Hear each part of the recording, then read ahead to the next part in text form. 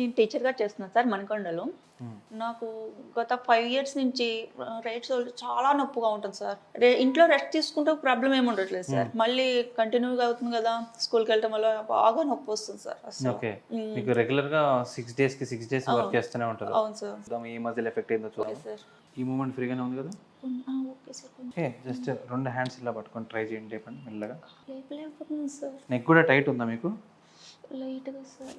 Left తిరగండి మొత్తం. Left బాగా వస్తుంది, రైట్ రావట్లేదు కదా? అవును సార్. యాహ్! ఓకే. ఒకసారి ఇక్కడ నుంచి కూడా ఎఫెక్ట్ అయ్యి ఉండొచ్చు. ఎందుకంటే మీరు రైట్ వాడతారు కాబట్టి ఈ మజిల్ చాలా టైట్ అయిపోయి ఉంటది. కొంచెమే 10, 9, 8, 7, 6, 5, 4, 3, 2, 1.